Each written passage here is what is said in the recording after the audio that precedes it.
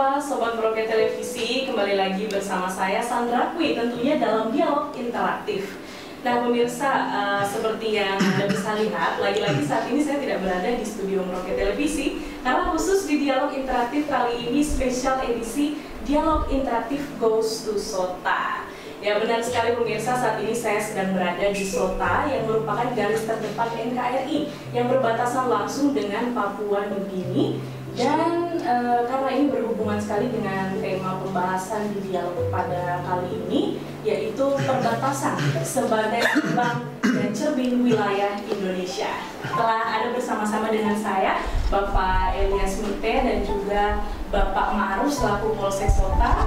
Selamat datang Bapak. Selamat datang juga. Terima kasih nih Pak menyediakan waktunya agar kami bisa berdialog bersama-sama nih Pak. Siap. Apalagi nih kita boleh dapat akses masuk ke dalam ya. Iya. Seperti yang kita tahu ini kan sebenarnya belum dibuka untuk umum Pak, benar ya? Iya, betul sekali. Kalau boleh tahu kapan itu Pak dibukanya? Baik untuk pemirsa semua, pada dasarnya PLBN Sota secara fisik kita lihat sama-sama memang sudah 100%. Tetapi yang di PLBN ini dikerjakan oleh Kementerian PUPR. Nah, ketika proyeknya sudah 100% secara fisik sudah selesai, lalu kemudian ada proses namanya serah terima aset dari Kementerian PUPR kepada Badan Nasional Pengelola Perbatasan Pusat sebagai pengelola pos lintas batas di Sota sini. Ya kita berharap kalau pengelolanya ini masih di Kementerian PUPR sampai bulan 11 tahun ini.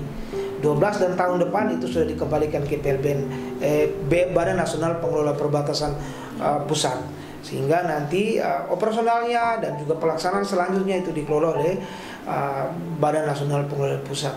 Nah sekarang masih menunggu sampai dengan peresmian PLBN Sota ini.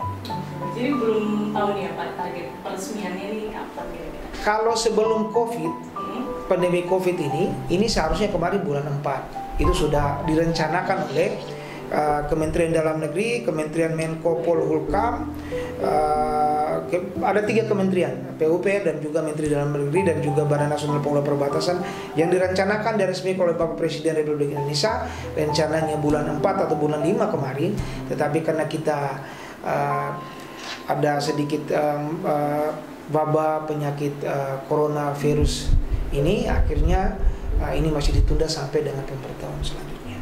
Seperti itu. Oke. Ini saya sengaja bertanya supaya pemirsa di rumah ini pasti pasti. Ya betul, pasti itu. Iya. Saya juga mendapat informasi seperti itu. Iya.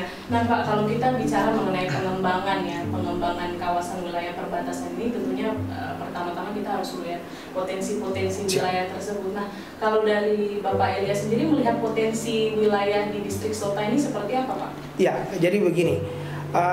Bicara tentang pengelolaan wilayah perbatasan ini kita bersyukur sekali orang Merauke ini.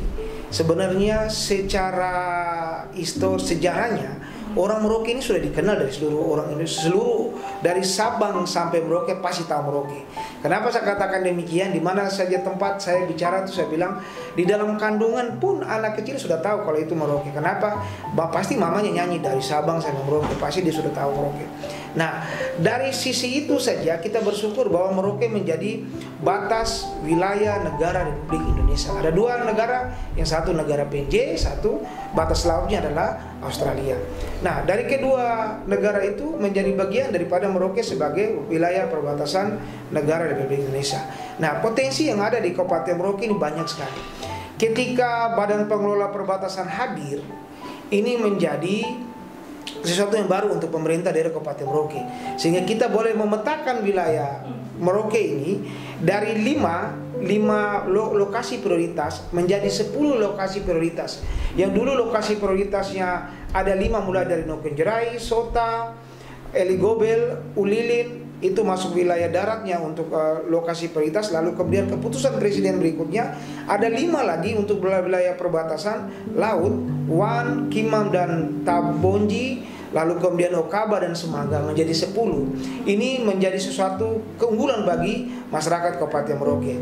Lalu kemudian kami melakukan pemetaan berdasarkan potensi masing-masing. Misalnya di Sota, apa potensi dari di Sota?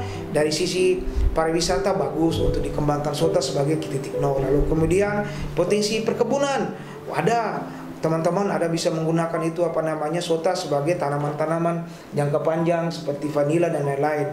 Lalu ada pertanian. Lalu yang berikutnya adalah ini dari teman-teman pariwisata dan juga perindustrian, ada kerajinan-kerajinan yang dibuat oleh ibu-ibu yang ada di Sota. Nah, semua distrik yang ada di wilayah perbatasan ini kami sudah petakan berdasarkan potensi-potensi masing-masing.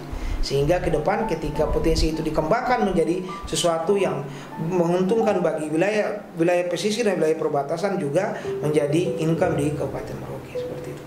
Dan juga pasti benefitnya akan dirasakan masyarakat setempat. Ya, kembali ke masyarakat. Sekarang tinggal pengelolanya. Pengelolanya bagaimana kita ini. Kalau kita bicara saja, paling tidak ada actionnya seperti itu. Betul. Masyarakat, walaupun sedikit, nanti ada kelihatan dari masyarakat. Nah, saya ingin beralih ke Pak Ma'ruf ini. Seperti yang kita tahu, saya yakin juga pasti pemirsa melihat wajah beliau sudah tidak asing lagi ya, karena beliau ini adalah salah satu perintis begitu yang pertama kali mengelola kawasan perbatasan dari zaman dulu, betul ya Pak Elias ya? Ya. Nah, kalau dari Pak Ma'ruf sendiri itu melihat potensinya itu seperti apa? Apalagi Bapak ini sebagai perintis ini Pak, gimana? Siap. Izin para pemirsa yang kami hormati, wilayah Sota ini ya memang sejak dari nenek moyang sudah menjadi perbatasan antara Indonesia dan Papua New Guinea. Nah ini apalagi sekarang sudah dikembangkan oleh negara menjadi PLBN ini yang dulunya lintas batas tradisional. Nah ini sekarang sudah lintas batas negara. Nah tentunya semua orang ini tahu bahwa yang tadi yang disampaikan oleh Pak Kaban, bahwa siapa yang tidak mengenal Merauke. Nah ini dari Sabang sampai Merauke, apalagi sekarang sudah dikembangkan lagi oleh pemerintah menjadi tempat wisata perbatasan. Nah ini sangat menarik sekali bahwa di perbatasan yang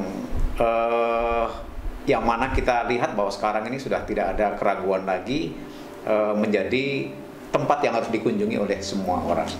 Nah, kalau dari Pak Ma'ruf, dalam proses Bapak dulu menangani ya mengembangkan kawasan wilayah perbatasan ini, dari sisi penataannya begitu ya, itu masyarakat setempat itu bagaimana? Apakah ikut mendukung atau mungkin ada ikut berkontribusi atau seperti apa Pak? Iya, masyarakat kami wilayah Sota ini suku Kanum, jadi sangat mendukung sekali, sangat mendukung sekali dengan program pemerintah.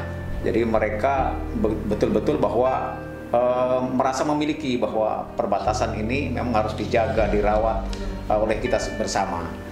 Tentunya masyarakat sekarang ini merasa senang dengan sudah terbentuknya, sudah dibangunnya PLBN ini.